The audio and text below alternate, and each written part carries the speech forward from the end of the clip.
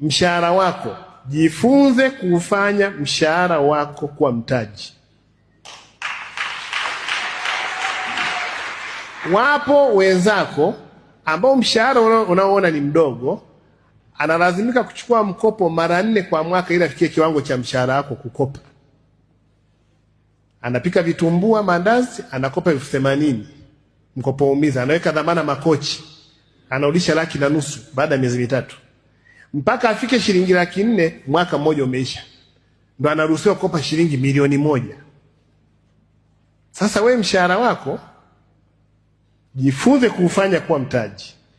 Kale kakaratasi ukienda benki wanakupa 10,000,000. Unajua mtu wa mtaani kopa 10,000,000 lazima aweke nini? Anaweka nini? Dhamana ya nyumba. Wewe unapeleka kakaratasi, jifunze kukathamini.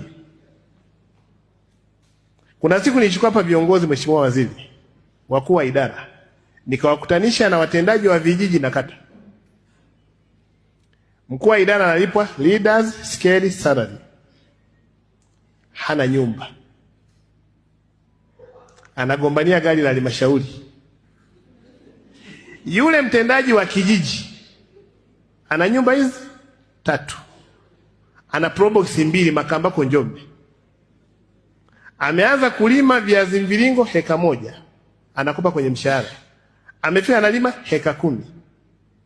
Heka 1 anapata gunia 80, anauza shilingi 50,000, anapata milioni 4. Analima heka zake 10, anapata milioni 40. Anafanya maendeleo. Mkuu wa idara yuko pale ananuna kwa sababu gari lake limechukuliwa na mtu bila kibali chake. Mashavu yamemnuna hivi, yamemvimba na moyo unataka kumtoka kwa sababu ya gari la halmashauri. Hizi akili za kijinga hizi lazima tuziache.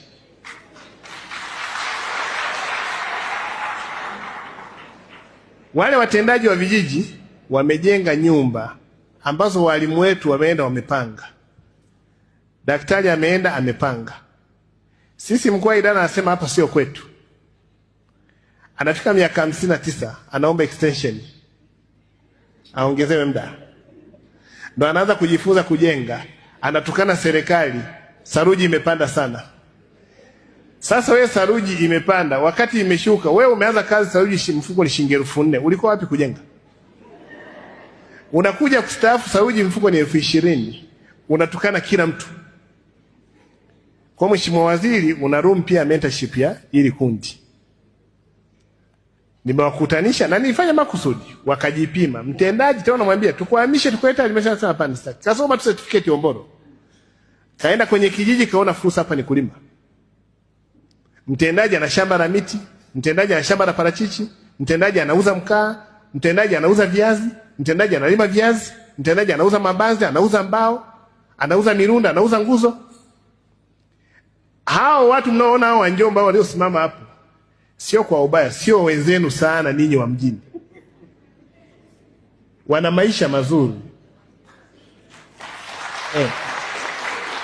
Yuko Njombe amejenga Dodoma, amepangisha. Huku kuna maisha. Ndugu zangu nimewapo kutoka Zanzibar. Huku tuna Wazanzibari wengi sana wanaolima miti huku. Wanaolima parachichi. Viazi vinavyotumika pale kwenye soko la Zanzibar vinatoka hapa na wanakuja kufuata huku wenyewe. Ukitembea unaona nchi yetu ilivyo tajiri. Maskini wa akili ni mimi na wewe ambaye tunakuwa ni watumwa wa kuamini kwamba kesho utastaafu, utapata kiinua mgongo, utaanza biashara. Uanze biashara miaka 60. Kwa hiyo mmetembea huku, angalia fursa. Mtoto wako akija Njombe, sema Njombe pazuri, Njombe pana baridi. Wewe sio kusema Njombe pana baridi. Sema nimeona Njombe kuna uchumi wa mbao, naweza kachukua mbao. Nimeona uchumi wa mabanzi, naweza kauza mabanzi. Kuna sehemu hapa nadhani labda DC, Sweda. Uje waombea hapo tani wati. Wakaone mirango ya shilingi 40,000 ambao Dar es Salaam wanao shilingi 200,000.